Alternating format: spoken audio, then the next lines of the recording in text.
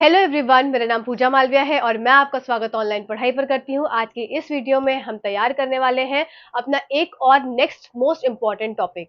और आज का हमारा टॉपिक है फाइबर टू फैब्रिक्स। तो ये जो चैप्टर है ये आपको डिफरेंट डिफरेंट क्लास के बुक्स में थोड़ा थोड़ा दिया हुआ है। किसी में आपको सिंथेटिक फाइबर्स के बारे में दिया है, किसी में आपको नेचुरल फाइबर्स के बारे में दिया है, किसी में आपको थर्मोप्ला मतलब जो प्लास्टिक्स हैं उनके बारे में दिया है। तो मेरी इस वीडियो में आपका सारा का सारा जितने भी different different fibre to fabrics के टॉपिक्स हैं डिफरेंट डिफरेंट क्लासेस में, उसको कंबाइंड कर कर एक ही वीडियो में आपके लिए प्रेजेंट कर रही हूँ। तो आपको साथ ही साथ जो उसकी पीडीएफ मिलेगी वो भी आपको कंबाइंड नोट्स मिलेंगे डिफरेंट डिफरेंट क्लासेस में, जो भी है टॉपिक्स उसको कंबाइंड करके क्लब करके मैंने एक ही जगह कर दिया है प्रिपेयर। और आप उस वीडियो को सॉरी उस पीडीएफ को आप टेलीग्राम पर जाकर ले सकते हैं। तो टेलीग्राम का लिंक आपको डिस्क्रिप्शन बॉक्स में मिल जाएगा, प्लस कमेंट में भी आपको पिन कर दूंगी, तो वहां पर जाकर उससे जुड़ जाइए और अपनी चीजों को प्रिपेयर करते चलिए। नोट्स आप तक मैं पहुंचाती हूँ, नोट्स आपके बाइलिंगुअल होते हैं तो किसी को भी कोई दिक्कत आएगी नहीं। साथ ही साथ आप सबकी जानकारी के लिए बता दूं कि यहाँ पर डेली क्लासेस चलती हैं। जो भी कोई नए हैं उन सबके लिए इन्फॉर्मेशन है छोटी सी। रोज सुबह 10 बजे आपको एक वीडियो मिलता है और वीडियो आपका एनसीईआरटी बेस्ड होता है। तो आप किसी भी गवर्नमेंट एग्जाम की अगर आप तैयारी कर रहे हैं तो आपके लिए ये सही माध्यम है और आप यहाँ पर फ्री ऑफ कॉस्ट अपनी तैयारी को प्रिपेयर कर सकते हैं, अपनी तैयारी को और अच्छी कर सकते हैं। साथ ही साथ सारे टॉपिक्स हम कवर करेंगे धीरे धीरे, जैसे जैसे डेज आगे बढ़ते जाएंगे सब एक एक टॉपिक को मैं कवर कराऊंगी, न्यूमेरिकल्स कराऊंगी, तो सब कुछ मैं यहाँ कराने वाली हूँ। बस आपके लिए एक ही काम है, आपको वीडियोस देखना है, जो आपको इंपॉर्टेंट लगे नोट कर लेना है। अदरवाइज पीडीएफ तो आपके पास रहती है, आप पीडीएफ से भी उसमें मार्क करके पढ़ सकते हैं। और आपसे एक ही रिक्वेस्ट रहती है कि आप कमेंट सेक्शन में कमेंट करके जरूर बताया करिए कि आपको वीडियोस कैसे लग रहे हैं, आपको अच्छे भी लग रहे हैं, आपके आप तक मेरी चीजें पहुंच भी पा रही हैं कि नहीं। ये 1 to 1 हम कांटेक्ट, हम सामने तो है नहीं कि एक दूसरे से बात कर सके। एक कमेंट ही एक ऐसा जरिया रहता है जहां पर चीजों को समझ सकते हैं एक दूसरे की, कि हाँ चीजें समझ में भी आ रही हैं या कुछ और एनहांसमेंट की जरूरत है, कुछ और चेंजमेंट की जरूरत है। तो वो तभी पॉसिबल है जब आप कमेंट सेक्शन में कमेंट करेंगे। वीडियोस कैसे लगते हैं, अच्छे लगते हैं, तो वो भी कमेंट सेक्शन में कमेंट करके जरूर बताइएगा। प्लस एक और इम्पॉर्टेंट बात, बहुत इंपॉर्टेंट है कि अगर आप तैयारी कर रहे हैं किसी भी गवर्नमेंट एग्जाम की तो आपको रेगुलरिटी बनानी पड़ेगी। अगर आप रेगुलरिटी नहीं बनाएंगे तो आपको एग्जाम क्लियर करना मुश्किल हो जाता है। सीटेट की अगर मैं बात करूं तो सीटेट का पिछली बार का भी रिजल्ट अच्छा नहीं गया था। क्यों? क्योंकि लोगों ने सोचा कि सिर्फ मैराथन करके काम चल जाएगा। तो अब मैं आप सबकी जानकारी के लिए बता दूं कि चीजें क्या है, हर बार डिफरेंट होती जाती हैं। हर बार सीटेट अपने लेवल को थोड़ा सा बढ़ा रहा है। आप पिछले ईयर्स के बहुत पुराने पेपर्स उठाकर देखेंगे तो पेपर्स में डायरेक्ट डायरेक्ट क्वेश्चन आते थे, पर अब क्या है, क्वेश्चंस बहुत एप्लीकेशन बेस्ड हो गए हैं। जो टॉपिक पढ़ा उससे किस तरीके के क्वेश्चंस आ रहे हैं उसको जरूर देखिए। तो इसीलिए यहाँ पर हम इस तरीके से ही तैयारी करते हैं कि पहले हम पूरा अपनी थ्योरी प्रिपेयर कर लेते हैं, फिर उसके बाद उसी से रिलेटेड जो रीसेंट एग्जाम्स में क्वेश्चंस आए हैं, बहुत पुराने पेपर्स नहीं देखने हैं, जो रीसेंट एग्जाम में क्वेश्चंस आए हैं उसको उठाकर देखेंगे और देखेंगे किस तरीके से क्वेश्चंस आपसे पूछे जा रहे हैं। तभी आपकी तैयारी सटीक हो पाएगी और आपका पेपर निकल पाएगा। और सबसे बड़ी बात है, रेगुलरिटी मेंटेन करेंगे। अगर लास्ट में सिर्फ मैराथन के भरोसे रहेंगे तो पेपर नहीं निकलेगा। बहुत ही फ्रैंकली और बहुत ही कड़वा सच है ये, और लोगों ने झेला भी है। तो आप सब तैयारी करते रहिए, आधा घंटा रोज, सिर्फ आधा घंटा रोज दीजिए और हो जाएगा तैयार। चैनल से जुड़े रहिए, साइंस की पूरी प्रिपरेशन मैं करा दूंगी, प्लस पेडागोजी भी कराऊंगी। तो आप सब बस जुड़े रहेंगे तभी चीजें आप तक पहुंचती रहेंगी। चलिए सीधा स्क्रीन पर चलते हैं और इस चैप्टर को स्टार्ट करते हैं और आज ही फिनिश करेंगे। तो आपका एक ही शॉर्ट में आपका ये चैप्टर भी खत्म होगा, प्लस इसके प्रीवियस ईयर क्वेश्चंस भी होंगे। तो चलिए सीधा स्क्रीन पर स्टार्ट कर देते हैं अपना chapter fibre to fabrics and plastics. ये आपका एनसीईआरटीज के डिफरेंट डिफरेंट क्लासेस में ये चैप्टर जो है दिया गया है। तो सारा कंबाइंड है, जैसे मैंने भी आपको बताया पहले भी। तो ये कंबाइंड आपको ये पीडीएफ भी आपको कंबाइंड फॉर्म में मिल जाएगी। और कहाँ मिलेगी? आपको टेलीग्राम चैनल पर मिलेगी। इसके लिए आपको ऑनलाइन पढ़ाई के टेलीग्राम चैनल को ज्वाइन करना है, जो कि आपको कमेंट सेक्शन में भी मिलेगा पिन करा हुआ, और साथ ही साथ आपको डिस्क्रिप्शन बॉक्स में भी पीडीएफ का लिंक मिलेगा, तो वहां से जाके ज्वाइन हो जाइए। चलिए सीधा चलते हैं सबसे पहली स्लाइड पे कि फाइबर्स, जो आपके फाइबर हैं वो आखिर होते क्या है। तो फाइबर क्या है? एक तरह से थ्रेड की तरह, कुछ थ्रेड जैसा आपने धागा देखा है, उस जैसा एक स्ट्रक्चर होता है जो कि बहुत थिन होता है, लॉन्ग होता है और फ्लेक्सिबल होता है। और main source of fibres are plants and animals. तो मतलब ये क्या क्या हो सकते हैं, इसके सोर्सेस क्या होगा? या तो फाइबर आपका प्लांट सोर्स होगा, और ये हमको दोनों सोर्सेज पढ़ने हैं, और यह आपका क्या हो गया, एनिमल सोर्स हो गया। ठीक है, तो ये दोनों सोर्सेज हमें पढ़ने हैं कि प्लांट सोर्स से कौन कौन से फाइबर्स आपको मिलते हैं और एनिमल सोर्सेज से कौन कौन से फाइबर आपको मिलते हैं। तो इन दोनों के बारे में अपने को पढ़ना है। ठीक है, रेशे धागे जैसी संरचनाएं हैं जो पतली, लंबी और लचीली होती हैं। रेशों के दो मुख्य स्रोत होते हैं, पौधे या जानवर। ठीक है, अब देखो क्या होता है, फाइबर्स जैसे आपने लूज थ्रेड देखा होगा, कोई भी लूज थ्रेड देखना, घर की जो रील होती है उसको देखना, उसको आप, तो लूज थ्रेड को आप देखेंगे तो अब उसको क्या है, एक थ्रेड से क्या होता है, इस तरह से लिपटा हुआ था, मतलब कि दो थ्रेड्स एक दूसरे में ऐसे लिपटे हुए होते हैं और वो थ्रेड बनाते हैं। तो ये देखने में तो बहुत मोटा सा लग रहा है, पर आप जब घर की रील वाला थ्रेड देखेंगे तो पतला सा रहता है, पर देखेंगे कि उसमें बहुत सारे फाइबर से आपको दिखाई देंगे। तो वही बात यहाँ पर लिखी है कि जो लूज थ्रेड है, और लूज थ्रेड को क्या बोलते हैं, यार्न बोलते हैं, और यार्न लूज थ्रेड को क्या बोला, यार्न बोला। ठीक है, और यार्न को जब फर्दर उसको ऐसे हाथ से अगर आप थोड़ा सा इस तरीके से, ये तो आपका क्या हो गया, फाइबर हो गया। ठीक है, जिसको कॉटन का फाइबर बोलेंगे, कॉटन का रेशा बोलेंगे। सिंपल मैं आपको बताऊं तो जो आपकी रील होती है उसको आप अपने हाथ से थोड़ा सा मसलेंगे तो आपको नजर आएगा कुछ रेशे जो कि अलग अलग स्प्लिट हो जाएंगे। तो वही चीज क्या है कि जो आपका यार्न है वो फर्दर स्प्लिट हो जाता है, विभाजित हो जाता है और रेशों में कन्वर्ट हो जाता है। ठीक है, तो ये तो एक जनरल सी बात हो गई कि फाइबर क्या होता है। चलिए आइए अब देख लीजिए आप यहाँ पर, ये आपको इमेज ज्यादा अच्छे से समझ में आएगी। जो फाइबर्स है आपको ये देख सकते हैं, ये आपने क्या देखा, ये एक सिंपल एक क्या है, ये रस्सी नहीं दिख रही है, ये एक धागा है। ठीक है, धागा है ये, और धागे में ये ऐसे से सुतरे से निकले हुए हैं। तो ये क्या हो गया, ये आपका ये पूरा फाइबर हो गया। और ये क्या था आपका, फाइबर्स आर रॉ मटेरियल्स, ये आपके फाइबर थे जिनको किस में बनाया, यार्न में बनाया, और यार्न आपका किस में कन्वर्ट हो गया, क्लोथ में कन्वर्ट हो गया या फैब्रिक में कन्वर्ट हो गया। तो आई होप ये पॉइंट समझ में आया होगा, सिर्फ समझने की चीज है, ऐसे एग्जाम में कुछ पूछेंगे भी नहीं इससे। चलिए अब जो मेन बात जहां से मुद्दा हमारे अच्छा एग्जाम के पॉइंट ऑफ व्यू से स्टार्ट होता है वो ये है कि जो फाइबर्स होते हैं वो आपके प्राकृतिक फाइबर, और आपका ये प्राकृतिक हो गया, और सिंथेटिक फाइबर। सिंथेटिक फाइबर जो कि आर्टिफिशियली बनाया जाता है, और प्राकृतिक फाइबर में आपको क्या क्या पढ़ना है, प्लांट्स के फाइबर पढ़ने हैं और एनिमल के फाइबर हो गए।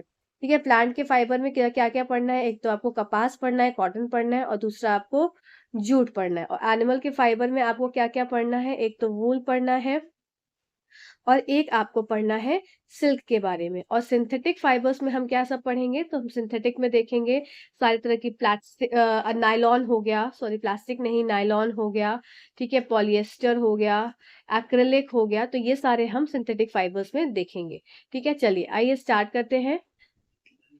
तो सबसे पहली बात आती है कपास की, कि जो कॉटन है आपका, कपास है, वो किस तरीके से आप उसके उस इस कपास को की खेती की जाती है, या किस तरीके से ये ऑब्टेन किया जाता है, कहाँ से ये मिलता है। तो सबसे इम्पोर्टेंट और बहुत ही ज्यादा फेवरेट क्वेश्चन सारे गवर्नमेंट एग्जाम्स का होता है कि आपसे जलवायु पूछी जाती है कि जो कपास का पौधा है उसकी जलवायु क्या है। तो आपको पता होना चाहिए कि इसकी जलवायु कैसी होती है, थोड़ा गर्म, जो जहाँ पे आपकी गर्म जलवायु या गर्म क्लाइमेट में, वार्म क्लाइमेट में कॉटन की खेती होती है। दूसरा पॉइंट, इसकी सॉइल, मृदा कैसी इसकी जरूरत होती है, मिट्टी की कैसी आवश्यकता होती है, तो ये आपकी हो गई काली मिट्टी। तो ये दो पॉइंट आपके लिए इंपॉर्टेंट हो गए, पहला ये और दूसरा ये। ठीक है, अब देख लेते हैं कि कहाँ से कॉटन आपको मिलती है। जो कॉटन हम देखते हैं घर में, तो वो आखिर आती कहाँ से है। तो जो रुई के गोले हैं, जो कॉटन बॉल्स हैं, आप फर्स्ट इमेज को देखेंगे, फर्स्ट इमेज में क्या है, ये आपकी कॉटन की बॉल है। जब ये पूरी परिपक्व हो जाती है, पूरी प्रौढ़ हो जाती है, तब क्या है, ये फटने लगती है। आप देख सकते हैं किस तरीके से ये फट रही है। तो फटने से ये फूट जाती है, फट जाती है। फिर इसके अंदर जो जो सीड्स है, इसके अंदर जो बीज है उसके ऊपर पड़ा होता है, कुछ इस तरीके से इसके अंदर जो बीज है इसके ऊपर प्रेजेंट होता है कि आपका कॉटन के फाइबर्स। तो कपास के रेशों से ढके हुए बीज देखते हैं, और फाइबर्स को सेपरेट किया जाता है किससे, सीड से। ये सीड है यहाँ पे बीच में, और इसके ऊपर ऊपर क्या प्रेजेंट होते हैं, फाइबर प्रेजेंट होते हैं। ठीक है, अब इस प्रोसेस को, जहां पर बीजों को अलग किया जाता है फाइबर से, इस प्रक्रिया को बोलते हैं गिनिंग। ठीक है, ये प्रक्रिया का क्या नाम है, गिनिंग, और ये वेरी इंपॉर्टेंट है एग्जाम पॉइंट ऑफ व्यू से।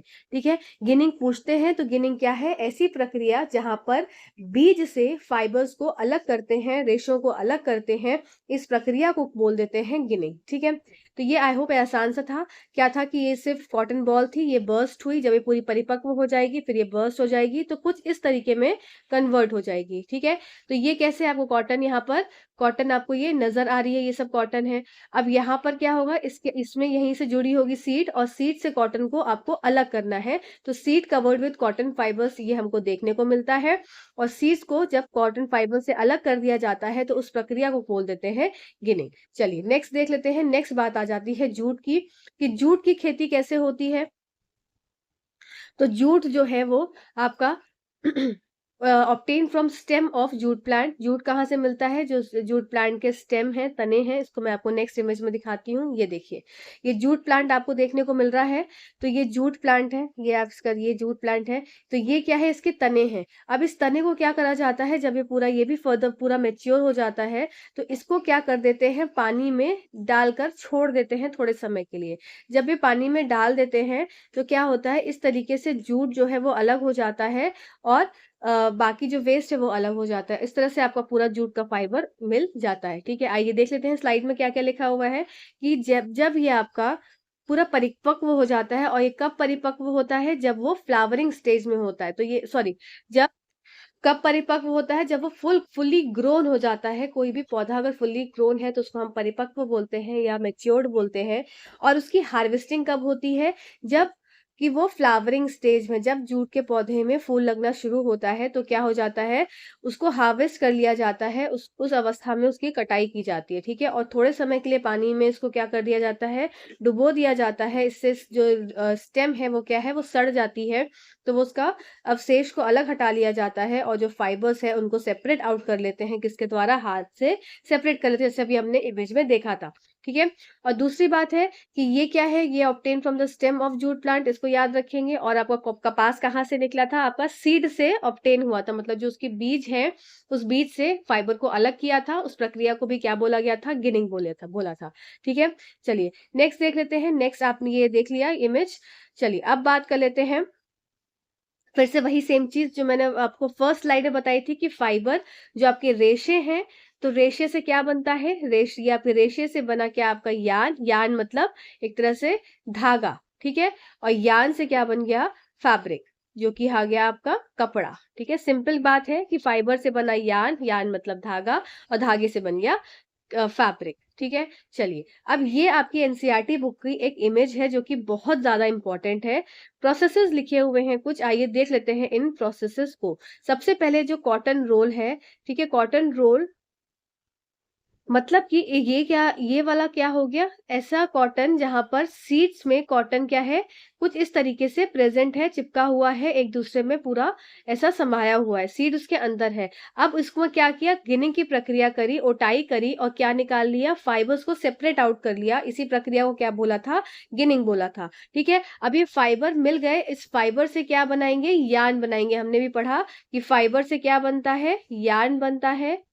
ठीक है, और यान से क्या बन जाता है, फैब्रिक बन जाता है। तो इसी प्रोसेस को यहाँ लगाना है, कि सबसे पहले कॉटन रोल था, कॉटन जो किया रोल, या आप कॉटन को बॉल लिख सकते हैं यहाँ पर। तो कॉटन बॉल थी, कॉटन बॉल से क्या निकल गया, फाइबर, कॉटन के फाइबर्स निकले, और फिर क्या बना, यान बना। तो फाइबर से, इस पॉइंट को बहुत इंपॉर्टेंट लगा लेंगे, कि फाइबर से क्या बनना, यान का बनना। ठीक है, फाइबर से यान के बनने की प्रोसेस को क्या बोलते हैं, स्पिनिंग बोलते हैं, कताई बोलते हैं। ठीक है, और यान से फैब्रिक का बनना, मतलब यान हमें मिल गया, अब यान से फैब्रिक बना रहे हैं, तो इसको या तो निटिंग बोलेंगे या फिर वीविंग बोलेंगे। ठीक है, बुनना या फिर बुनाई बोला जाएगा। ठीक है, तो ये प्रोसेस आई होप आपको क्लियर हुआ होगा, आसान सा था। चलिए नेक्स्ट देखते हैं। चैप्टर इजी है, सुनने वाला है, सिर्फ सुनते जाइए और एक बार वापस से देख लीजिएगा, समझ लीजिएगा, तो एक बार वापस से रिवाइज कर लीजिएगा तो सारा कुछ याद हो जाएगा। देखो अब ये स्लाइड थोड़ी सी इंपॉर्टेंट इसलिए हो जाती है, कुछ पॉइंट्स बहुत इंपॉर्टेंट है। जैसे कि एक जो वूल का नाम है पश्मीना शॉल। ठीक है, पश्मीना वूल्स या पश्मीना शॉल जो होते हैं, तो ये क्या हमारे दिमाग में होता है कि ये शीप से ऑब्टेन किए जाते हैं, मतलब भेड़ों से ये मिलते हैं। पर पश्मीना शॉल आपको कहाँ से मिलते हैं, ये आपको गोट के वूल से मिलते हैं, मतलब बकरी के वूल से मिलते हैं। तो ये पॉइंट को याद रखेंगे, इसमें स्टार लगा लेंगे। क्यों, क्योंकि ऐसा लगता है कि जितने भी शॉल्स हैं या कुछ भी ऐसा ऊनी कपड़ा है ऊनी कपड़ा है तो वो किससे मिलेगा, वो फिर भेड़ों से ही मिलेगा। तो ऐसा नहीं है, गोट का जो वूल होता है, गोट के वूल से मतलब जो बकरी है उसके ऊन से क्या बनता है, कश्मीर का पश्मीना शॉल बनता है। ठीक है, पहला इंपॉर्टेंट पॉइंट। दूसरा इंपॉर्टेंट पॉइंट, दूसरी आपकी गोट है अंगोरखा गोट, अंगोरा गोट। तो ये क्या है, अंगोरा वूल निकालती है, जम्मू कश्मीर की वूल है, जम्मू कश्मीर का वूल है ये। और याक का जो वूल होता है, याक का वूल तिब्बत और लद्दाख में यूज होता है। देखो ये वन लाइनर के फॉर्म में पूछा जा सकता है, इसलिए इंपॉर्टेंट है। ठीक है, फिर वूल आपका आपका हो गया ये वूल लामा और अल्पाका, ये दक्षिण अमेरिका का वूल है। और कैमल के जो कैमल भी जो है वो उसका भी वूल इस्तेमाल में आता है। ठीक है, तो ये सारे पॉइंट्स इंपॉर्टेंट है जो कि मुझे लगे एनसीईआरटी के थे, तो मैंने यहाँ पर ऐड किए हैं। अब आप देख सकते हैं ये सब इमेजेस इसलिए लगाई जाती हैं जिससे कि क्या हो, आपके दिमाग में एक इमेज सेट हो जाए कि क्या क्या वूल दे सकते हैं, और जो चीज इमेज के फॉर्म में सेट होती है ना वो भूला नहीं जाता है। तो वही चीज है। अब आप इससे देखेंगे कि आपका एल्पाका भी क्या है, वूल दे रही है, याक भी वूल दे रहा है, कैमल भी वूल दे रहा है। देखो कैमल किस तरीके से होता है, और रेगिस्तान का कैमल देखो कैसा होता है। ठीक है, गोट भी वूल दे रही है, शीप तो देती ही है वूल। ठीक, चलिए नेक्स्ट स्लाइड पे चलते हैं। अब बात आ जाती है प्रोसेसिंग फाइबर इनटू वूल, फाइबर को ऊन में संसाधित करना। तो ये किस तरह के प्रोसेस होता है, जैसे कि आपका हो गया, सबसे पहली बात हो गई शेयरिंग। शेयरिंग क्या हो गया, मतलब कि जो भेड़ है या बकरी है या याक है, जो भी जो जानवर है जहाँ जो वूल दे सकता है, उसका क्या करेंगे, शेयरिंग करेंगे। शेयरिंग मतलब जैसे कि शेविंग होती है, तो उस तरीके से क्या है, इनको शेव किया जाता है, जिसमें कि इनके जो बाल है उनको अलग कर दिया जाता है। और फिर क्या होता है, इसकी स्काउरिंग होती है, और फिर इसकी क्या होती है, सॉर्टिंग होती है। सॉर्टिंग मतलब कि इसमें से जो खराब वूल है उनको अलग कर दिया जाएगा, जिसमें कुछ नॉट्स पड़ी हैं उनको अलग कर दिया जाएगा। तो इस तरीके से ये प्रोसेस चलता चला जाता है। फिर ग्रेडिंग आया, फिर ग्रेड करने के बाद क्या करेंगे, इसको ड्राई करेंगे, सुखाएंगे, सॉरी डाइंग करेंगे इसकी अलग अलग रंग में। फिर इसको क्या करेंगे, फिर एक तरह से इसको एक फैब्रिक बना देंगे पूरा वूल का, और वूल आपका ऑब्टेन हो जाएगा। ठीक है, चलिए आइए इसको देख लेते हैं। इसकी सेम चीज यहाँ पर भी लिखी है, पर इससे पहले आप सारी डेफिनेशंस को देखेंगे, और ये डेफिनेशंस हिंदी में भी लिखी हैं, तो बिल्कुल चिंता मत करिएगा, सारी चीजें आपको इंग्लिश हिंदी दोनों में मिलेगी। शेयरिंग सबसे पहला प्रोसेस क्या है, जो कि मैंने आपको शेविंग बताया था, तो process of removing hair from the body of a sheep, ऐसी प्रक्रिया जहां पर बालों को शरीर से अलग किया जाता है, इस प्रक्रिया को शेयरिंग बोलते हैं। फिर आ जाती है बात स्काउरिंग की, ऐसी प्रोसेस जहां पर क्या होता है, जो कि हमको वूल मिला, ठीक है, जो हमने शरीर से, अभी तो वूल नहीं बोलेंगे, जो बाल मिले, तो उस बाल को क्या करेंगे, उससे रिमूव करते हैं क्या, डर्ट, डस्ट और ग्रीस। तो इस प्रक्रिया को क्या बोल देते हैं, स्काउरिंग बोलते हैं। फिर बात कर लेते हैं सॉर्टिंग की। अब ऐसा प्रक्रिया जहां पर अच्छी क्वालिटी वूल और खराब क्वालिटी वूल को अलग अलग किया जाता है, इसको बोलते हैं सॉर्टिंग। ठीक है, नेक्स्ट बात कर लेते हैं कॉम्बिंग की। कॉम्बिंग क्या है कि इसमें इस कॉम्बिंग को कुछ इस तरीके से उनके कंघे बने होते हैं, ऐसे ऐसे आपके इसमें ग्रूव्स रहते हैं। अब इसको क्या है, वूल के ऊपर चलाते हैं, तो उससे क्या होता है, जो बर्स होते हैं, जो टाइनी नॉट्स या जिसको बोलते हैं रोए बोलते हैं, तो अगर रोए अगर आ गए हैं तो वो रोए क्या है, हट जाते हैं, नॉट्स जो है हट हट जाते हैं। ठीक है, फिर कार्डिंग और रिमूविंग वर्क, कार्डिंग भी वही प्रक्रिया है, उसको ही बोलते हैं। Under this process the fibres are separated individually which removes many impurities and causes many fibres to lie parallel to one another. फिर बात आ जाती है डाइंग की। तो डाइंग क्या होता है, उसमें कलर डाल देना, और कलर से क्या है, डिफरेंट डिफरेंट कलर्स में, अब डिफरेंट वूल के कलर्स आपने देखे होंगे, तो वही प्रक्रिया हो गई डाइनिंग। स्पिनिंग क्या हो जाएगा, the dyed fibres are straighten and spun into yarn. अब जो फाइबर्स था वो किस में कन्वर्ट हो गया, यार्न में। ठीक है, तो आपका मेन काम क्या है इस स्लाइड का, कि जो प्रोसेस है, जैसे सबसे पहले शेयरिंग हो गया, फिर स्काउरिंग हो गया, फिर सॉर्टिंग हो गया, फिर कॉम्बिंग हो गया, फिर कार्डिंग हो गया, तो फिर डाइंग हो गया, और फिर आपका लास्ट हो गया स्पिनिंग हो गया। तो ये सारे प्रोसेस को आपको स्टेप बाय स्टेप याद रखना है, क्योंकि एग्जाम्स में पूछा जाता है। ठीक है, कई बार एग्जाम से पूछा गया है कि प्रोसेस आपको, और आपको वो ऑप्शंस दे देंगे, तो डिफरेंट डिफरेंट ऑप्शन, जैसे कि कौन सा स्टेप पहले आएगा, कौन सा स्टेप बाद में आएगा, तो आप इसको देखे रहेंगे तो आपके दिमाग में ये पॉइंट्स को आपको समझ में आएगा। आइए देख लेते हैं क्या था। जैसे आपका फर्स्ट वाली इमेज अगर आप देखें, शेयरिंग, शेयरिंग में क्या था, वापस से समझ लेते हैं क्या है, बाल को अलग करना। स्काउरिंग में क्या हो जाएगा, डर्ट को अलग करना। सॉर्टिंग में क्या हो जाएगा, अच्छे और खराब वूल को अलग करना। कार्डिंग में क्या हो जाएगा, आपके जो रोए हैं, ठीक है, रोए हैं उनको क्या करना, हटा देना। फिर क्या हो जाएगा, इससे क्या हो जाएगा, यान बना देना। अब इससे बीच में प्रोसेस आ जाता है डाइंग का। ठीक है, डाई मतलब कलर करना, कलर डाल देना। तो ये सारी प्रक्रिया थी जो भी हमने समझी। ठीक है, चलिए आइए इसको हिंदी में भी देख लेते हैं। तो बिल्कुल भी टेंशन मत लीजिएगा, सब चीजें आप तक पहुंचेंगी। ऊन के उत्पाद में शामिल चरण इस प्रकार हैं। सबसे पहले कतरना, भेड़ों के ऊनी ऊन को काटने की प्रक्रिया को बोलते हैं कतरना। फिर आपका खुरचना, भेड़ की मृत त्वचा, पसीने के आवेश और अन्य अशुद्धियों को हटाने के लिए भेड़ के ऊन को साफ किया जाता है। फिर आ जाती है छटाई। अब छटाई में क्या, गुणवत्ता के आधार पर उसके जो खराब ऊन है और जो अच्छे ऊन है उसको क्या किया जाता है, छांट दिया जाता है। फिर कंघी कंघी करना, कंघी करना मतलब कॉम्बिंग। कॉम्बिंग में क्या हो जाता है, जो छोटी छोटी गांठें हैं उनको क्या है, या अन्य अवशेष या अशुद्धियां को हटाने का एक तकनीक है। फिर कार्डिंग क्या हो जाएगी आपकी, एक यांत्रिक प्रक्रिया है जो ऊनी रेशों को सुलझाती है, सीधा करती है। जैसे कि आपने देखा होगा घर में भी ऊन अगर उलझ जाता है तो किस तरीके से घर की बड़े लोग उसको सुलझा सकते हैं, वो वही सुलझा सकते हैं। ठीक है, तो वही एक क्या हो गया, प्रोसेस कार्डिंग का हो गया। फिर रंगाई करना, शानदार रंगों में रेशे प्राप्त होते हैं और उनको हल्के एसिड में घोलकर भिगोकर रखा जाता है।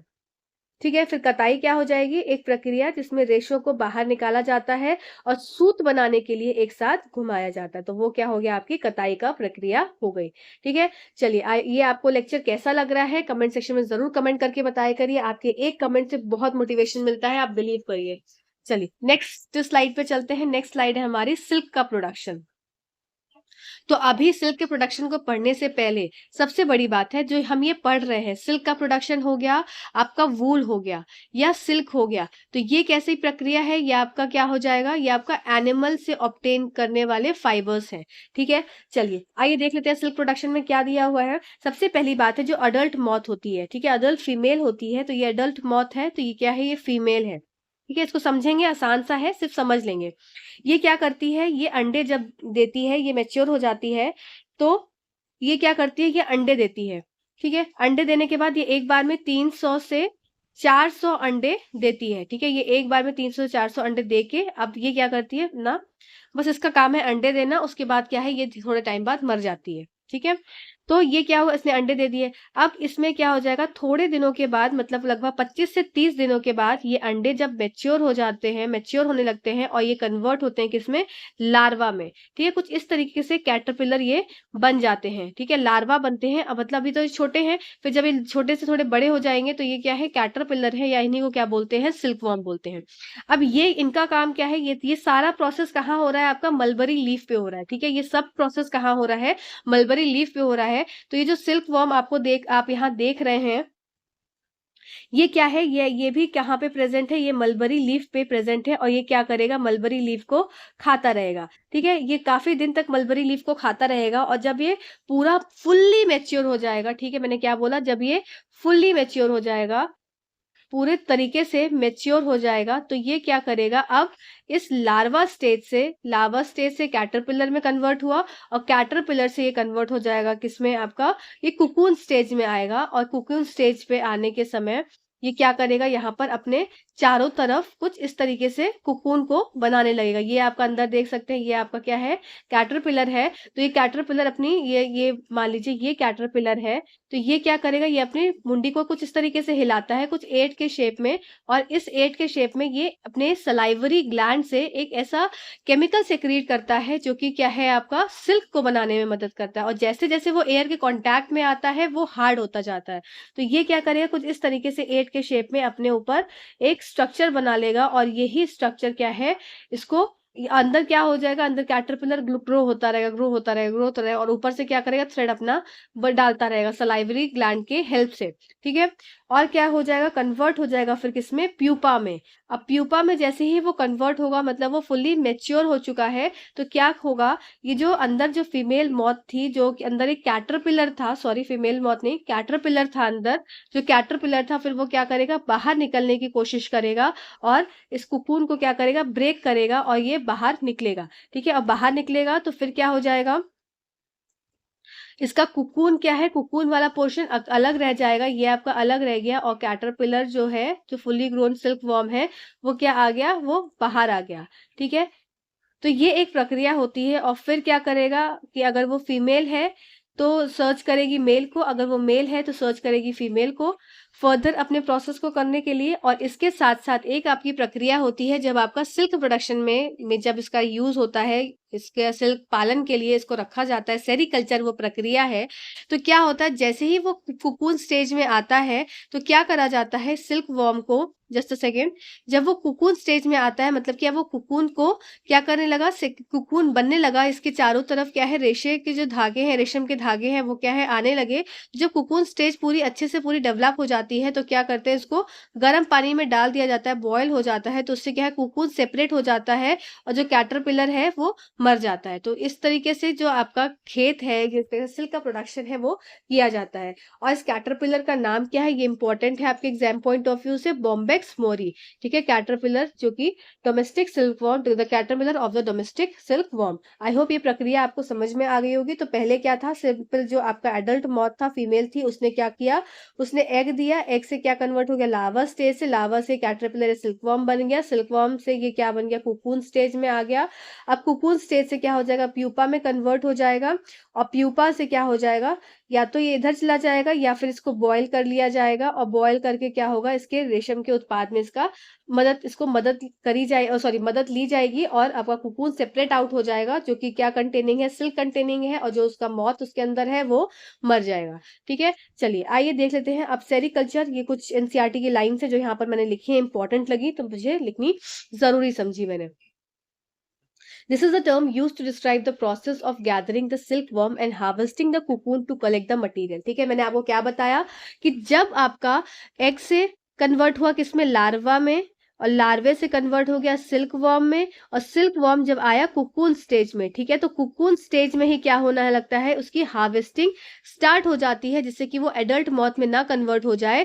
तो क्या करेंगे इसको, कि उसी समय क्या करते हैं, इसको गैदर कर लेते हैं, मतलब इकट्ठा कर लेते हैं। फीमेल सिल्क मॉथ ले एनीथिंग अराउंड 300 to 500 eggs. ठीक है, the silkworm feeds continuously on a huge amount of mulberry leaves to encourage the growth. It takes around 6 weeks to grow to their full potential. ठीक है, attached to a secure frame on a tree, the silkworm will begin spinning its silk cocoon by rotating its body in a figure of 8 का movement. ठीक है, जो ये बताया, around 3000 times a process which takes about 3 to 8 days. इसको 3 से 8 दिन की प्रक्रिया लगती है। Once the silkworm has spun their cocoon, जैसे ही वो कुकून, सिल्कवॉर्म इसके अंदर है और इसके बाहर क्या प्रेजेंट है, मान लो इसके बाहर प्रेजेंट है, जस्ट अ सेकेंड, इसके बाहर प्रेजेंट है कुकून। ठीक है, जैसे ही वो क्या कर लेते हैं, अपना कुकून बना लेते हैं, they eventually enclose themselves inside it and then it's the time to extract the silk thread.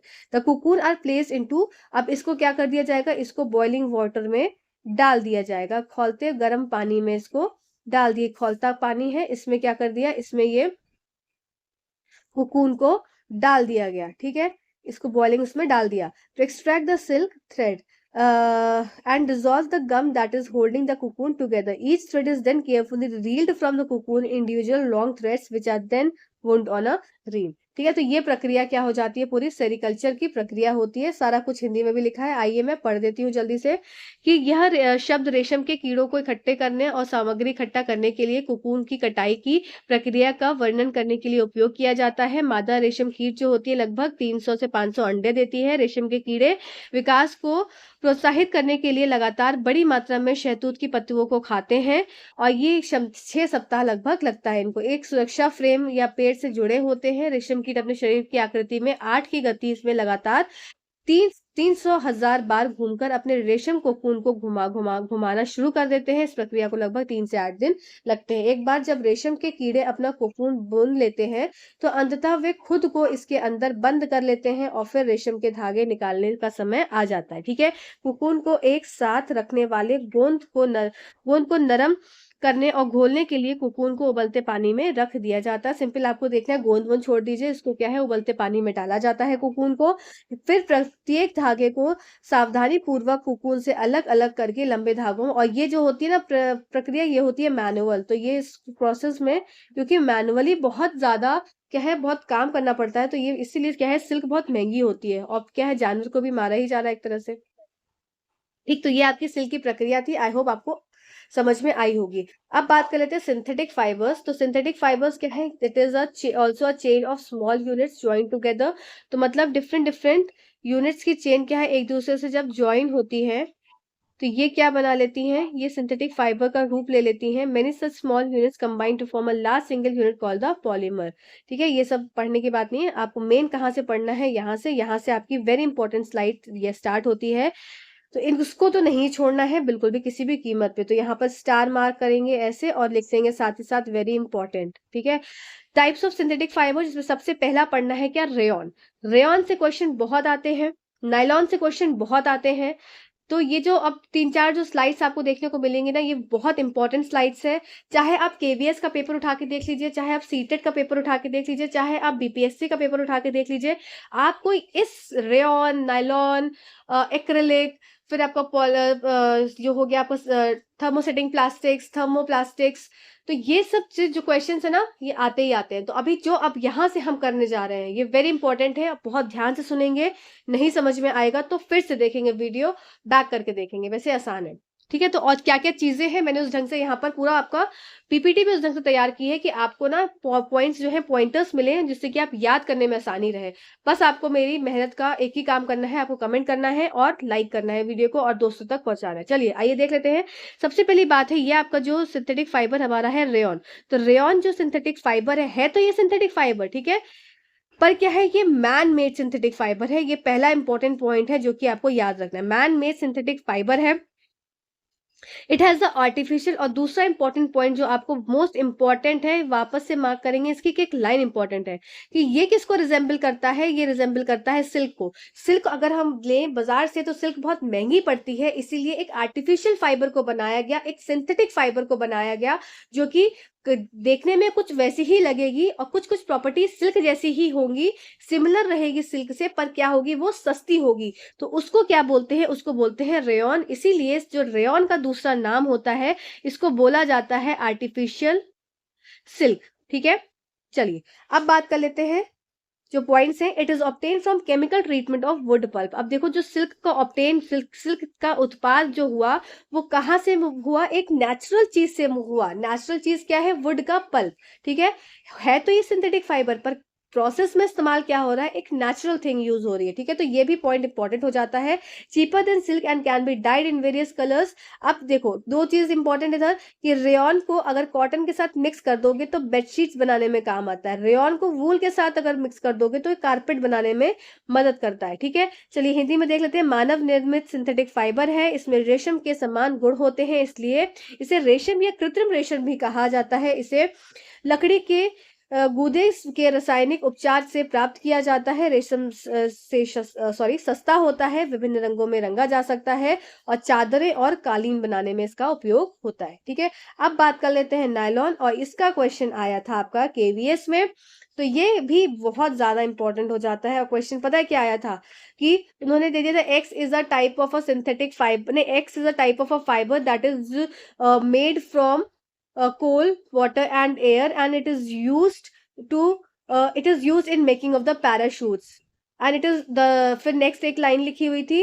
The nylon thread is actually stronger than steel wire. तो ये आपका असर्शन और रीजनिंग में क्वेश्चन आया था केवीएस में, और उसमें आपको फिर करना था कि असर्शन और रीजनिंग, जैसे आपके क्वेश्चंस होते हैं कि फर्स्ट इसको मतलब डिस्क्राइब कर रहा है कि नहीं कर रहा है, इसका रीजन असर्शन को डिस्क्राइब कर रहा है कि नहीं कर रहा है। तो वो आप तभी कर सकते हैं जब आपके सारे पॉइंट्स आपको क्लियर होंगे। तो आइए चलिए इसके पॉइंट्स को क्लियर कर लेते हैं। सबसे पहली बात है कि ये भी आपका आर्टिफिशियल फाइबर है, या इसको हम बोलते हैं सिंथेटिक फाइबर। ठीक है, इट इज प्रिपेयर्ड फ्रॉम, कहाँ से बनता है, कोल्ड वाटर और एयर से ये बनता है। ठीक है, फिर made without using any non natural raw material. मतलब देखो, वहां पर वुड पल्प का इस्तेमाल कहाँ हो रहा था, वुड पल्प का इस्तेमाल हो रहा था किसमें, रेयन को बनाने में। पर यहाँ पर कोई भी नेचुरल रॉ मटेरियल का इस्तेमाल नहीं होता है, कोल्ड वाटर एयर का इस्तेमाल होता है। फर्स्ट फुल्ली सिंथेटिक फाइबर, इसीलिए इसको बोला गया। ये इंपॉर्टेंट लाइन है सारे गवर्नमेंट एग्जाम्स के लिए। फर्स्ट फुल्ली सिंथेटिक फाइबर, जब पूछेंगे फर्स्ट फुल्ली सिंथेटिक फाइबर, आपका आंसर हो जाएगा नायलॉन। रेयन को मत लगाकर आना।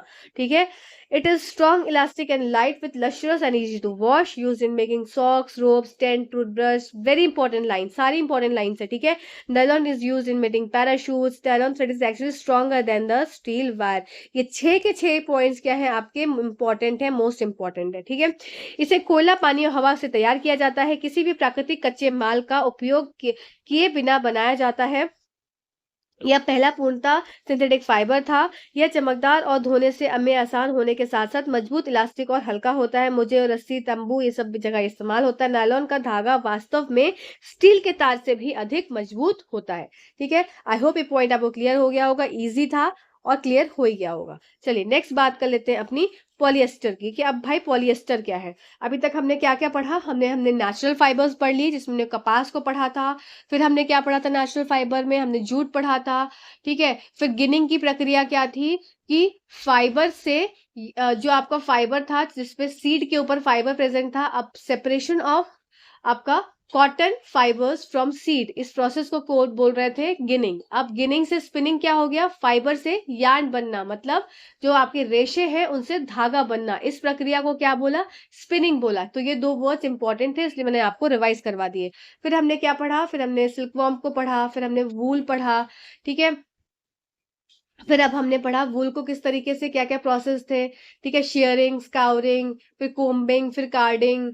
तो ये सारे आपको जो स्टेप्स हैं वो आपको याद रखने हैं एग्जाम पॉइंट ऑफ व्यू से। फिर हमने क्या पढ़ा, हमने सिल्क वॉर्म पढ़ा। तो सिल्क वॉर्म कैसे उसको ऑब्टेन किया जाता है, 300 से 500 अंडे लगभग देती है। ठीक है, मलबरी लीफ पे वो क्या होता है, ग्रो होता है। साथ ही साथ जब एग हैच हो जाता है और कन्वर्ट होता है किसमें, लार्वा में, फिर लार्वा क्या है, कैटरपिलर आपका बन जाता है। फिर वो कोकून स्टेज में आ जाता है और कोकून स्टेज में सेक्रीट करता है अपने माउथ से सलाइवा, जो कि उस सलाइवा सिल्क बनाने में मदद करता है। और जैसे एयर के कांटेक्ट में आता है वो हार्ड हो जाता है। फिर उसको गर्म पानी में, जब पूरा कोकून मेच्योर हो जाता है तो उसको गर्म पानी में डाल देते हैं। तो ये सारे प्रोसेस हम पढ़ चुके हैं। फिर हमने पढ़ा सिंथेटिक फाइबर में रेयॉन और नायलॉन। रेयॉन क्या था, वुड पल्प से ऑब्टेन हुआ था, और जो आपका नायलॉन था वो आपका कोल, वाटर और थर्ड वाला आपको कमेंट करना है। ठीक है, अब मैं सब चीज बता दूंगी तो ये कैसे पता लगेगा कि आप एक्टिवली बातों को सुनते हैं। तो नायलॉन का प्रिपरेशन में क्या क्या चीज का इस्तेमाल होता है, कोल और वाटर मैंने बता दिया। तीसरा आपको बताना है। ठीक है, मैं कमेंट सेक्शन में कमेंट का वेट करूंगी आप सभी का, जो जो सब ये सुन रहे हैं। चलिए अब बात कर लेते हैं पॉलिएस्टर। तो fabric do not get wrinkle easily. अब आपसे ना ये क्वेश्चन जो है, कई सॉरी जस्ट अ सेकेंड, हाँ ये क्वेश्चन कई बार पूछा है एग्जाम्स में, कि पॉलिएस्टर के बारे में, कि ऐसा फैब्रिक होता है जो कि रिंकल नहीं होता है, इजी टू वॉश होता है, और इसका एग्जाम्पल हो जाएंगे टेरिलीन, पीईटी। फिर PET use for making bottle, utensil, wire, polyester, poly plus ester, और एस्टर क्या है, रिपीटिंग यूनिट्स होती हैं। फिर एस्टर क्या है, फ्रूट का स्मेल देता है। फिर पॉलीकॉट क्या हो गया, पॉली प्लस कॉटन और पॉली प्लस वूल। ठीक है, चलिए नेक्स्ट स्लाइड पे चलते हैं। नेक्स्ट स्लाइड हिंदी में है, कपड़े पर आसानी से झुर्रियां नहीं पड़ती हैं, कुरकुरा होता है, मतलब आपने देखा होगा थोड़ा सा क्रिस्पी, मतलब आवाज हल्की सी खड़खड़ आती है। फिर टेरिलीन, पीईटी इन सब का बना होता है। फिर फलों की सुगंध आती है क्योंकि एस्टर प्रेजेंट होता है इसमें। ठीक, चलिए ये सब पॉइंट्स हिंदी में भी यहाँ पर लिखे हुए हैं। चलिए नेक्स्ट बात कर लेते हैं एक्रेलिक की। एक्रेलिक क्या है, ये क्या है, सिंथेटिक फाइबर है। अभी हमने क्या पढ़ा था, देखो रेयॉन। रेयॉन किसका सिंथेटिक फाइबर है, आपका सिल्क का। सिल्क महंगा होता है, उसकी अपेक्षा रेयॉन क्या होता है, सस्ता होता है और सिंथेटिक फाइबर है, कुछ कुछ रिजेंबल करता है सिल्क की तरह। ठीक है, अब बात कर लेते हैं क्या, एक्रेलिक। एक्रेलिक क्या है, it is a synthetic fibre. ये क्या है, ये भी एक सिंथेटिक फाइबर है और इसको बोलते हैं आर्टिफिशियल वूल। देखो मैंने यहाँ पर इसलिए वापस से दोनों चीज लिख दी है, कि सिल्क अगर आर्टिफिशियल, ये सब किसकी आर्टिफिशियल बात हो रही है। ठीक है, अगर आर्टिफिशियल सिल्क की बात करी जाएगी तो आपका आंसर हो जाएगा रेयॉन। अगर आर्टिफिशियल वूल की बात करी जाएगी तो आपका आंसर हो जाएगा क्या, एक्रेलिक। ठीक है, इस बात को याद रखेंगे, इट इज मोर चीपर। अब all synthetic fibres are prepared by number of processes, ये भी इंपॉर्टेंट लाइन है एनसीईआरटी की। All synthetic fibres are prepared by number of processes using raw materials petroleum, और इसको बोलते हैं पेट्रोकेमिकल्स। यहाँ पर सारा आपको जो कंटेंट दिया जाता है वो एनसीईआरटी बेस्ड दिया जाता है, तो आप अपने किसी भी एग्जाम की तैयारी कर रहे हैं तो आपको कंटेंट बहुत यूजफुल रहेगा। चलिए नेक्स्ट स्लाइड पे चलते हैं। नेक्स्ट स्लाइड है आपकी कैरेक्टरिस्टिक्स ऑफ सिंथेटिक फाइबर। ठीक है, ये बहुत बहुत बहुत इंपॉर्टेंट है, बहुत इंपॉर्टेंट है। क्विकली ड्राई हो जाती है क्विकली, ठीक है, ड्यूरेबल होती है, लेस एक्सपेंसिव होती है, फिर readily available and easy to maintain, आसानी से उपलब्ध होती है, और रख रखाव में भी क्या होती है, आसान होती है। ठीक, चलिए नेक्स्ट बात कर लेते हैं प्लास्टिक्स। तो प्लास्टिक क्या है, ये भी एक तरह का पॉलीमर है। ये आप देख सकते हैं ऊपर क्या हो गया आपका, ऊपर ये लीनियर पॉलीमर है क्योंकि सारे जो ग्रुप्स हैं इसके सब यूनिट्स है, ये कैसी लीनियरली अरेंज है। और इसमें क्या हो गया आपका, ये क्रॉस लिंक पॉलीमर्स इनको बोलते हैं। तो इतना डीपली नहीं जाना है, अपने को मेन क्या पढ़ना है, थर्मोप्लास्टिक्स और थर्मोसेटिंग प्लास्टिक्स। अब यहाँ पर आपसे क्या क्वेश्चन पूछते हैं, देखो दो चीजें पूछी जाती हैं, एक तो डेफिनेशन जो आपके असर्शन रीजनिंग में क्वेश्चंस आ जाते हैं कि थर्मोप्लास्टिक और थर्मोसेट्स या थर्मोसेटिंग प्लास्टिक्स दे दें।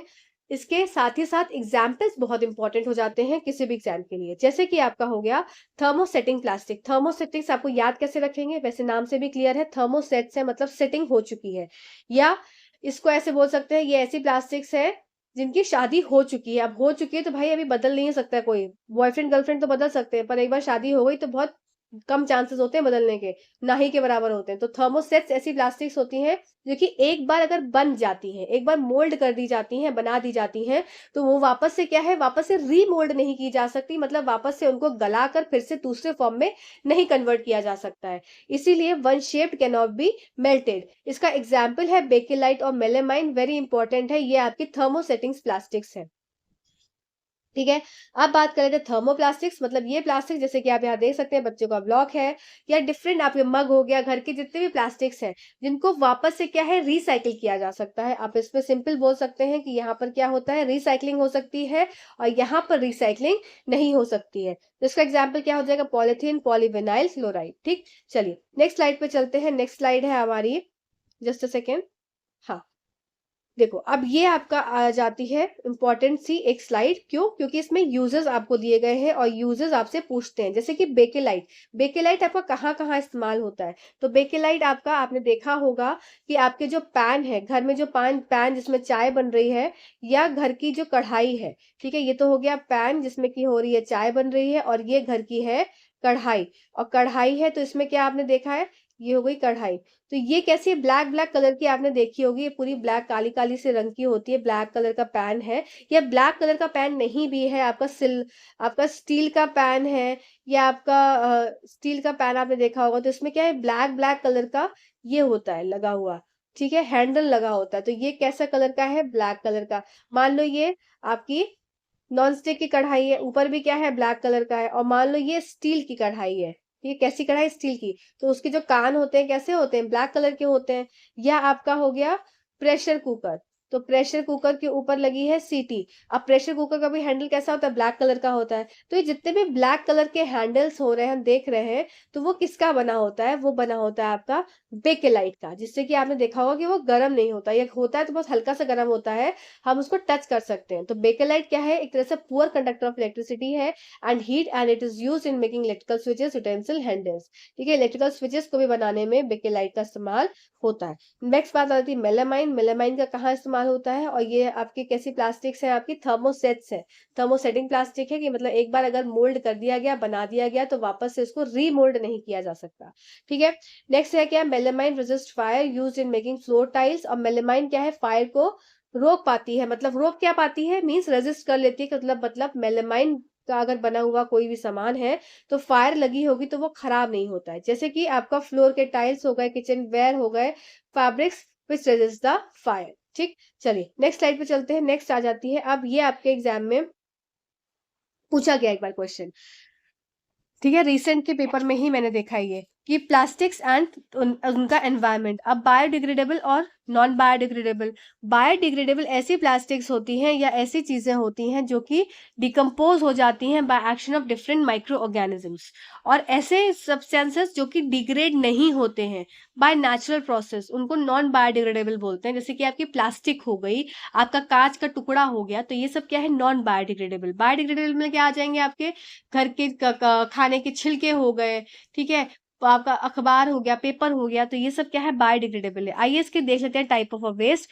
कि peels of a vegetable, fruits and left over food stuffs, ये है 1 से 2 हफ्ता लगता है इसको, बायोडिग्रेडेबल है। नॉन बायोडिग्रेडेबल में देख सकते हैं कि टिन हो गया, एल्यूमिनियम हो गया, प्लास्टिक बैग्स हो गया, ये सब क्या है, ये इनको डिग्रेड, इनको खत्म नहीं किया जा सकता, ये आपके एनवायरमेंट को पल्यूट करते हैं, खराब करते हैं।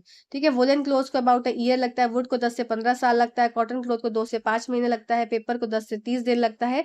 पर ये सारे क्या है, ऊपर वाले आपके बायोडिग्रेडेबल हैं, कि मतलब इनको खत्म किया जा सकता है, पर नीचे के दो जो है खत्म नहीं कर सकते। ठीक है, चलिए नेक्स्ट है आपके बस, हो गया आपका चैप्टर खत्म चैप्टर। क्या आपके जितने भी 3 एनसीईआरटीज में था ये चैप्टर, अलग अलग छोटा छोटा सब में पार्ट्स में दिया था, तो मैंने क्लैप करके आपको पूरा ये चैप्टर फिनिश करा दिया है 1 शॉट में। ठीक है, तो चलो सब लोग क्लैप कर लो अपने लिए। बहुत अच्छे काम किए हम लोग ने, एक बार में चैप्टर खत्म कर लिया और रियली क्लैप वाली बात है। चलो अब हम करेंगे इसका PYQ सॉल्व। ठीक है, चलो आओ देख लेते हैं। सबसे पहला क्वेश्चन है, read the following statement and select the correct option. Assertion क्या है, देखो आ गया क्वेश्चन ना जो अभी हमने पढ़ा था, polyester polyester clothes dry faster than cotton clothes, synthetic fibres absorb very less water. आपसे असर्शन क्या दिया गया है, पॉलिएस्टर कपड़े सूती कपड़ों की तुलना में तेजी से सूखते हैं, और तर्क क्या है इनका, सिंथेटिक फाइबर बहुत कम पानी सोखते हैं। तो बात बिल्कुल सत्य है कि आपका जो असर्शन है ये बात बिल्कुल ठीक है कि पॉलिएस्टर क्लोथ्स क्या होते हैं, ये बहुत जल्दी ड्राई होते हैं, सस्ते होते हैं। ठीक है, फिर ये क्या करते हैं, कम वाटर एब्जॉर्ब करते हैं, इसलिए क्या है पानी जल्दी सोख लेते हैं। तो इसके हिसाब से हमारा बोथ ए एंड आर तो ट्रू है, and R is the correct explanation of A. तो आपका ऑप्शन नंबर फर्स्ट करेक्ट उत्तर हो जाएगा। ठीक है, चलिए नेक्स्ट क्वेश्चन की तरफ चलते हैं। नेक्स्ट क्वेश्चन है, out of the following options which one is related to silk production. Silk production में कौन कौन सा आपका मतलब रिलेटेड टर्म है, तो आपका हो जाएगा सेरिकल्चर और सिल्वीकल्चर। तो आपका सबसे सेरिकल्चर तो पता है क्या, सिल्क प्रोडक्शन को सेरिकल्चर बोलते हैं। सिल्वीकल्चर क्या हो गया कि वन, जो आपका वन है उसको संभाल कर रखना, उसके सारी चीजों को मेंटेन रखना। ठीक है, वो क्या होगा कि वनों में जितनी भी खूबसूरती को नियंत्रित रखना, उनके हर दिशा हर हर तरफ उनका जितना भी वहां पे जो फ्लोरा फौना है उसको क्या है संरक्षित करना। तो ये सब क्या हो गया, सिल्वीकल्चर में आ गया। अब सेकेंड वाला, अब तो ये तो आपका फर्स्ट वाला तो गलत हो जाएगा। ठीक है, फिर बात कर लेते हैं एपीकल्चर की। एपीकल्चर आपका हो जाता है मधुमक्खी का उत्पाद। ठीक है, तो ये मधुमक्खी बना दी मैंने इधर। फिर बात कर लेते हैं किसकी, तो ये भी आपका नहीं होगा। फिर सेरिकल्चर तो आपको पता, तो सेरिकल्चर तो देखो सब में लिखा है, पर एक ही टर्म अलग है, इसीलिए इसको सारे टर्म्स को समझना जरूरी है। तो वन से हो गया, ये आपका मधुमक्खी से हो गया, बी से हो गया। फिर आप क्या हो गया, फ्लोरिकल्चर। फ्लोरिकल्चर आपका फूल से संबंधित होता है कि फूलों की खेती। ठीक है, अब बात कर लेते हैं, तो ये भी नहीं होगा। तो सिर्फ हमारा क्या बचा, एक ही ऑप्शन बचा, सेरिकल्चर एंड मोरिकल्चर। अब मोरिकल्चर को भी समझ लेते हैं। सेरिकल्चर में क्या होता है, आपकी सिल्क की खेती होती है। मोरिकल्चर में क्या होता है, आपकी मलबरी लीव्स की खेती होती है, मलबरी लीव्स। ठीक है, मतलब शहतूत की पत्तियों की भी तो खेती की जरूरत है, शहतूत की पत्तियों भी तो बहुत ज्यादा मतलब मास में जरूरत होती है, बहुत ज्यादा क्वांटिटी में जरूरत होती है। तो मॉरिकल्चर क्या है, शहतूत की पत्तियों की खेती। ठीक है, तो ऑप्शन नंबर 2 करेक्ट उत्तर हो जाएगा। चलिए नेक्स्ट स्लाइड पे चलते हैं। नेक्स्ट स्लाइड है आपका, अब match the names of the process in the column first with its description in column 2। क्या है आपका, तो गिनिंग क्या है, तो सारी प्रक्रियाएं हमने अभी समझी थी। तो गिनिंग क्या था आपका, गिनिंग अगर मैं सिंपल अगर बताऊं बिना ऑप्शंस को देखे, तो गिनिंग ऐसा है कि जहां से आपका सीड से क्या है फाइबर को, जस्ट अ सेकेंड, हाँ गिनिंग क्या हो जाएगा आपका, सीड से फाइबर को सेपरेट आउट कर रहे हैं। स्पिनिंग क्या हो जाएगा, स्पिनिंग में फाइबर से क्या बन रहा है, यार्न बन रहा है। निटिंग क्या हो जाएगा आपका, देखते हैं, निटिंग निटिंग और वीविंग देख लेते हैं। तो अब देखो गिनिंग, गिनिंग कहाँ से है, making yarn from fibre, making yarn from fibre, fibre से यार्न बनाना, तो ये तो हो गया आपका ऑप्शन नंबर बी। ठीक है, फिर separation of fibre from cotton seeds, ये हो गया आपका ऑप्शन नंबर ए। ठीक है, arranging 2 sets of yarn together to make fabric, तो ये क्या हो जाएगा आपका निटिंग। ठीक है, सॉरी ये आपका निटिंग नहीं होगा, ये होगा arranging 2 sets of yarn together to make fabric. मतलब आप दो तरीके के, ये मेरे पास एक तरीके का थ्रेड है, ठीक है, और एक क्या है मेरे पास, एक इस तरीके का थ्रेड है, और इसको क्या है एक साथ सेट करना। Arranging 2 sets of yarn together to make a fabric, मतलब 2 कलर के यार्न को एक साथ कलेक्ट करना और उसको सेट ऐसा थ्रेड जैसा बनाना, और फिर क्या है उससे फैब्रिक को बना देना। तो इस प्रक्रिया को क्या बोलते हैं, इस प्रक्रिया को बोलते हैं वीविंग। ठीक है, अब नेक्स्ट देख लेते हैं, making a piece of fabric from a single yarn. एक पीस ऑफ फैब्रिक से सिंगल यार्न को बनाना, इसको क्या बोल देते हैं, निटिंग बोलते हैं। ठीक है, इसको बोलेंगे आप निटिंग, जिसको बोलते हैं बुनाई। ठीक है, एक दोनों ही बुनाई और बुनाई होती है, तो मतलब निटिंग। आप थोड़ा सा डिफ्रेंशिएट समझ लीजिए कि निटिंग में क्या हो जाएगा आपका कि arranging making a piece of fabric from a single yarn, एक सिंगल यार्न की आवश्यकता होती है। और आपका वीविंग में क्या होता है, दो थ्रेड्स को मिलाकर एक फैब्रिक को बनाया जाता है। तो इसके हिसाब से आपका ऑप्शन हो जाएगा ऑप्शन नंबर फर्स्ट करेक्ट उत्तर हो जाएगा। ठीक है, आई होप ये पॉइंट आपको क्लियर हुआ होगा। चलिए नेक्स्ट क्वेश्चन की तरफ चलते हैं। Which of the following statement is not true regarding the life cycle of silkworm and production of silk fibers? आइए देख लेते हैं क्या दिक्कत है भाई इनमें, इस क्वेश्चन में।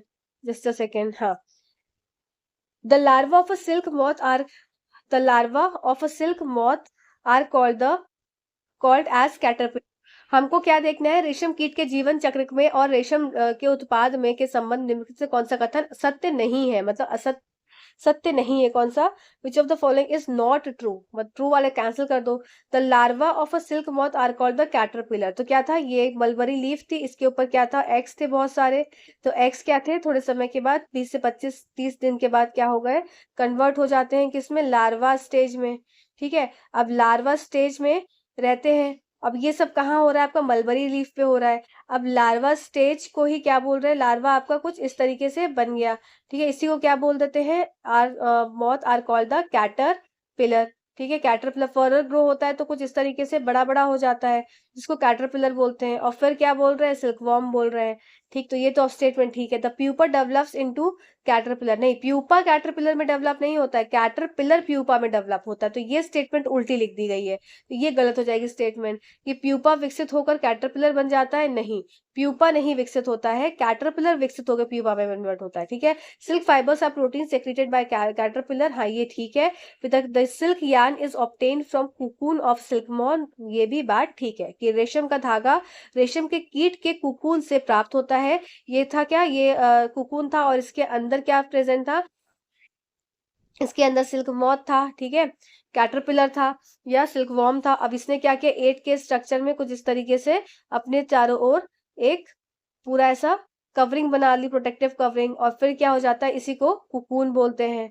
ठीक है, और इसको फर्दर क्या किया जाता है, जब ये मैच्योर हो जाता है इसको गर्म पानी में डाल देते हैं। तो ऑप्शन नंबर 2 आपका करेक्ट उत्तर हो जाएगा कि आपको देखना था कौन सा गलत है। ठीक है, चलिए नेक्स्ट क्वेश्चन चलते हैं। रीड द फॉलोइंग स्टेटमेंट, या असर्शन रीजनिंग का क्वेश्चन है। सिंथेटिक्स, आप देखो वापस सिंथेटिक क्लोथ का क्वेश्चन आया। Synthetic clothes dry faster than cotton cloth, बात ठीक है। Assertion, synthetic fibres have large pores, तो ये देखो गलत हो जाएगा। Synthetic clothes dry faster than cotton clothes, तो ये बात तो बिल्कुल सत्य है कि सिंथेटिक फाइबर्स क्या है, बहुत जल्दी सूखते हैं।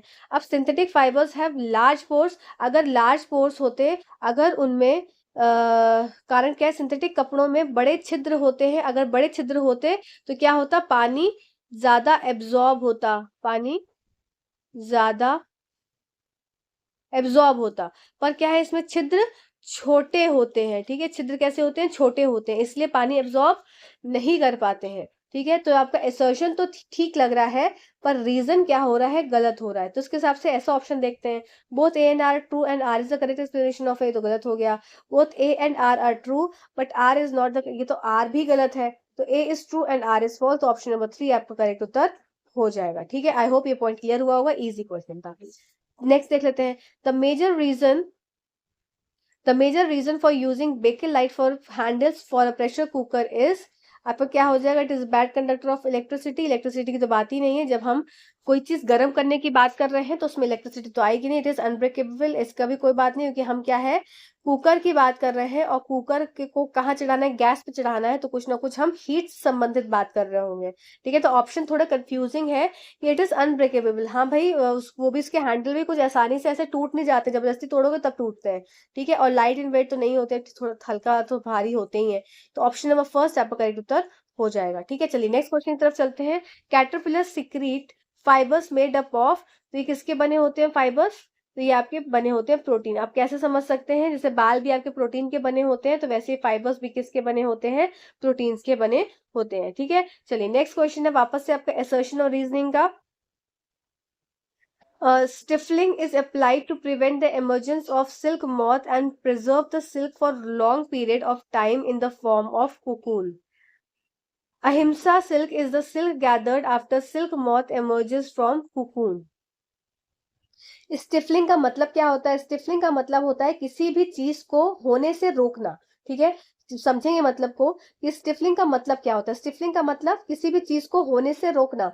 अब यहाँ पर क्या लिखा है कि stifling is applied to prevent the emergence of silk moth and preserve the silk for long period of time. मतलब सिल्क मॉथ बाहर ना आ जाए, किससे, पूरा ऐसे कुकून बन गया है, अब कुकून से सिल्क मॉथ बाहर ना आ जाए, तो उसको क्या है, उसको प्रिवेंट के रोका जाता है, कहाँ, उसके अंदर, कुकून के अंदर। And preserve the silk for long period of time in the form of cocoon, और वो कुकून के अंदर ही काफी समय तक रहे, जिससे और अच्छे से क्या है, सिल्क को डेवलप कर दे। ठीक है, ये हो गया स्टिफलिंग। स्टिफलिंग आपकी एक प्रक्रिया होती है किसी को किसी चीज से रोक, मतलब कोई चीज होने वाली है, उस होने वाली चीज से रोकने के लिए। जैसे कि फॉर एग्जाम्पल एग्जाम्स हो जाते हैं, गवर्नमेंट एग्जाम्स, और अब उन एग्जाम्स का रिजल्ट ना आए, और रिजल्ट ना आए तो उनको रोका जाए, जिससे कि आपकी जो प्रोसेस है जॉब लगने की वो ना लगे। अब इस प्रोसेस को रोकना, क्या कि जॉब ना लगे कैंडिडेट्स की, क्या कर दिए जाते हैं, पेपर को लीक करा दिया जाता है। तो वो क्या हो गया, एक तरह से स्टिफलिंग की प्रक्रिया हो गई, कि कोई प्रक्रिया चल रही थी नियुक्ति की, उस नियुक्ति की प्रक्रिया ना पूरी हो पाए, उसमें और समय लगे, तो क्या कर दिया, किसी चीज को होने से रोक दिया। तो ये बहुत अच्छा एग्जाम्पल फिट होता है यहाँ पे स्टिफलिंग का। ठीक है, तो क्या हो जाता है, तो रीजन क्या हो जाएगा, अहिंसा silk is a silk gathered after silk moth emerges from cocoon. तो ये इसका कोई रीजन नहीं है, ठीक है, ये कोई इसका एक रीजन नहीं है। तो इसके हिसाब से क्या हो जाएगा कि आपकी स्टेटमेंट तो ठीक है कि अहिंसा सिल्क निकाली जाती है, ठीक है, अहिंसा सिल्क निकलती है, पर ये रीजन नहीं है। तो इसके हिसाब से आपका आर तो करेक्ट एक्सप्लेनेशन नहीं है, तो ऑप्शन नंबर फर्स्ट गलत हो जाएगा। और आर फॉल्स नहीं है तो ये भी गलत हो जाएगा। आर ए फॉल्स नहीं है तो ये भी गलत हो जाएगा। तो ऑप्शन नंबर 2 आपका करेक्ट उत्तर हो जाएगा। ये हो गया आपका ऑप्शन नंबर 2।